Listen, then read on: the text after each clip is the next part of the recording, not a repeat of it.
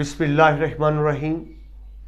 अज़ीज़ तलबा व तालिबात, अस्सलामु अलैकुम। मैं professor Musharraf Mahmood CMM lecture से आपसे मुखातिब हूँ। उम्मीद है आप खुश व खुर्रम होंगे।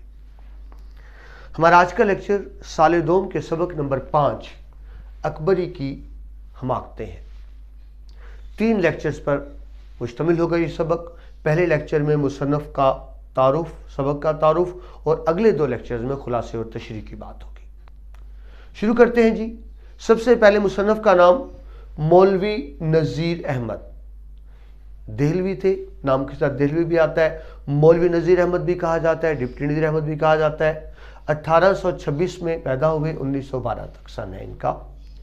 उर्दू के पहले नावल निगार है, ज़हन में रखिएगा। इससे पहले उर्दू में नावल निगारी हमें नज़र नहीं आती। ये पहले मुसन्नफ़ हैं जिन्होंने उर्दू में नावल निगारी की बुनियाद रखी। कौम के इस्लाही मुआशरा के लिए, फलाह बहबूद के लिए, इस्लाही मकासद के लिए नावल तहरीर किए। उर्दू के अनासर खमसा में शामिल हैं। अनासर खमसा वो 5 बड़े अदीब जिन्होंने उर्दू की बुनियाद खड़ी की। उन 5 अजीम लोगों में से एक मौलवी नज़ीर अहमद। अरबी, फ़ारसी, फ़लसफ़ा और रियाजी में मुकम्मल महारत रखते हैं। आला दर्जे के मुतरज्जिम हैं, मुकर्रर हैं और आलम हैं। मुतरज्जिम बड़ी अहम बात, आप पहले पढ़ चुके। इस साल अव्वल के हवाले से कुरान का तर्जमा किया, तर्जमातुल कुरान, इसको अपना तोशे आखिरत समझते थे। ये बहुत बड़ा कारनामा था।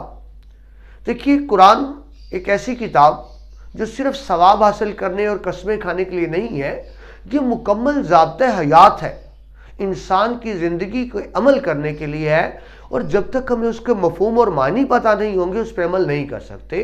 तो आपने वो कुरान का आसान और सलीस तर्जमा किया ताकि लोग इससे सही मानों में इस्तेफादा कर सकें। फिर ऐसे ही कानून की एक किताब ताज़ीरात हिंद, जिसको इंडियन पीनल कोड कहते हैं, ये वो किताब जिसमें जराइम, उनकी तफसील और सजाएँ दी जाती हैं, उसका भी तर्जमा किया। बहुत अच्छे मुकर्रर थे, आलम थे। तहरीक अलीगढ़ के मुबल्लिग भी हैं, मुबस्सर भी हैं, बड़े करीब रहे सर सैयद अहमद खान के। कौम की तालीम में, जदीद तालीम में आपने अहम किरदार अदा किया। मजहबी तसानीफ़ हैं आपकी, कानूनी तराजम हैं जिनका भी जिक्र किया आपसे। शगुफ्ता तबीयत है, तभी शगुफ्तगी और ज़राफ़त है, यानी वो बोरियत और उकताहट का एहसास नहीं होता। एक दिलचस्पी का अंसर हमें आपके यहाँ नज़र आता है। इंसानी तरक्की की बड़ी शानदार मिसाल है। आप पहले फर्स्ट ईयर पढ़ चुके। गरीब खानदान से ताल्लुक़ था। एक प्राइमरी मदरस, प्राइमरी स्कूल के टीचर से आगाज़ करते हैं और डिप्टी कलेक्टर के ओहदे तक तरक्की पाते हैं। डिप्टी कलेक्टर, आज का आप डिप्टी कमिश्नर या कमिश्नर कह लें, एक प्राइमरी स्कूल का टीचर, एक शानदार मिसाल इंसानी तरक्की की। ये तो मुख्तसर तारुफ था मौलवी नज़ीर अहमद देहलवी का। आपकी दिलचस्पी के लिए आपको ये पता होना चाहिए, ये अगर आपको नज़र आ रहा हो, ये इनकी एक अगरचे असल तस्वीर तो नहीं है, शबीह है। ये है मौलवी नज़ीर अहमद देहलवी जिनके बारे में आप पढ़ रहे हैं। कुछ मज़ीद पिक्चर्स आपको दिखाना चाहूँगा। अकबरी असगरी की कहानी है इसके अंदर। ये टेलीविज़न पे एक प्ले की शक्ल में भी चल चुकी है, अगर आपने देखी हो। ये उस हवाले से आपको पिक्चर दिखा रहा हूँ। इसके अंदर जिक्र हुआ है बेगम के नथ के मोती।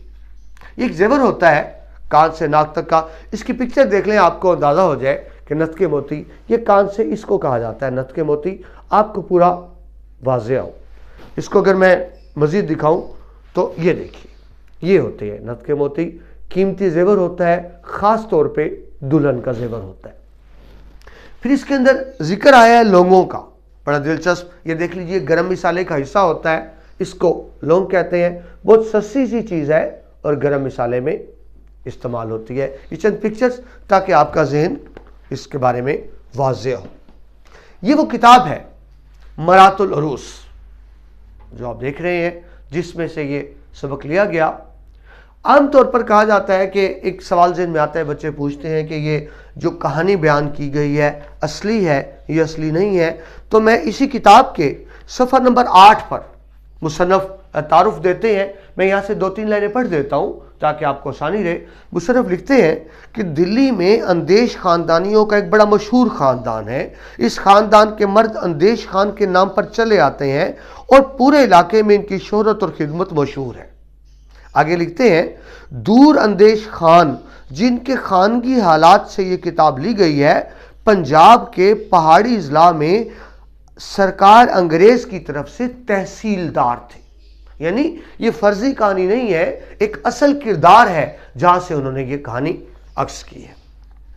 मजीद आपकी मालूमात के लिए जो आप लिखेंगे, ये आपके जो इक्तबास शामिल है, ज़ाहिर है पूरा नावल शामिल नहीं है, ये इस नावल का बाब नंबर 8 है। ये आपको अगर नजर आ रहा हो कैमरे में, ये 8वां चैप्टर्स है, एक कुटनी का अकबरी को ठगना, वहां से ये लिया गया। ये 8वां चैप्टर पूरा का पूरा इसमें शामिल है। तो ये कुछ इजाफी मालूमात थी आपके लिए। ये सिन्फ अदब क्या है जी? नावल है। आप इस्लाही नावल कह सकते हैं, लेकिन बुनियादी तौर पे नावल है। बेटी के जहेज के लिए तहरीर करदा नावल। बात को समझिए, उस जमाने में औरतों की तालीम आम नहीं थी, बल्कि अगर मैं यूं कहूं कि औरतों की तालीम को मुनासिब नहीं समझा जाता था, मायूब और बुरा समझा जाता था अगर किसी की बेटी हसूल तालीम के लिए घर से बाहर निकलती थी। तो इसका मकसद ये हुआ कि तालीमी इदारे भी नहीं थे जहां औरतों को बाकायदा तालीम दी जा सके। आपके साले दोम में एक बहुत अहम मजमून भी है तालीम निस्वां के हवाले से। यकीनन आप जानते हैं, एक मर्द की तालीम सिर्फ एक मर्द की तालीम होती है, मगर एक औरत की तालीम पूरे कुंबे और ख़ानदान की तालीम हुआ करती है। औरत ही पहली दरसगाह है। मैं तुलबा को मिसाल देता हूँ, जब कच्ची मिट्टी होती है, गीली मिट्टी होती है, उससे आप जो चाहें बर्तन बना लें। कुम्हार जो बर्तन बनाते हैं, जो चाहें बर्तन बना लें, लेकिन ज़हन में रखिए, जब मिट्टी सूख जाती है, पुख्ता हो जाती है, तो अब जो बर्तन बन चुका आप उसको तब्दील नहीं कर सकते। थोड़ी बहुत तब्दीली मॉडिफिकेशन तो कर सकते हैं, लेकिन उस बुनियादी साख्त को तब्दील नहीं कर सकते। तो यह ज़हन नशीन रखिएगा, जब मैं आप हम सब छोटे बच्चे थे, कच्ची मिट्टी की मानत थे, तो माँ की गोद में थे, वो माँ ने तरबियत की। जब बच्चा स्कूल आ गया तो अब स्कूल के, कॉलेजेस के, एकेडमीज के, यूनिवर्सिटीज़ के सारे असातिज़ा मिलकर भी उस बुनियादी ढांचे को तब्दील नहीं कर सकते जो माँ ने बना दिया। तो ये अहमियत है माँ की, वो पहली दरसगाह है। एक मर्द की तालीम सिर्फ मर्द की तालीम है, जबकि एक औरत की तालीम पूरे कुंबे और ख़ानदान की तालीम है। मगर आपसे भी अर्ज़ की, उस ज़माने में ये रिवाज नहीं था। तो मौलवी नज़ीर अहमद देहलवी ने दरअसल नावल अपनी बेटी के लिए लिखा था, बेटी की इस्लाह हो सके, बेटी की तरबियत हो सके। और जब बेटी की शादी हुई तो जहेज में ये नावल मरात उल उरूस, जिसका मतलब मरा कहते हैं आईने को, उरूस दुल्हन, यानी दुल्हन का आईना, ये अपनी बेटी को जहेज में दिया। जब बेटी ससुराल में गई तो बड़ी कदर हुई इस नावल की। लिखा तो बेटी के लिए था, लेकिन बाद में अंग्रेज सरकार के कहने पर इसको छाप दिया गया किताब की शक्ल में, ताकि कौम की बेटियों का भी भला हो। अभी आपसे अर्ज की, दिल्ली के दूर अंदेश ख़ानदान के हालात ज़िंदगी पे मुबनी नावल है, जिसमें औरतों की तालीम की अहमियत बयान की गई है, जहालत के नुकसानात और नताइज बताए गए हैं। एक औरत घर की इंतज़ामी सरबराह होती है, अगर वो तालीम याफ्ता होगी, घर के मामला ठीक होंगे, सब चीज़ ठीक होगी, वरना पूरे घर में खराबी आएगी। दरअसल ये दो बहनों की कहानी है, अकबरी और असगरी की कहानी। जिस तरह भी आपको पिक्चर दिखाई मैंने, ये इस नावल में इसम ब मुसम्मा किरदार है।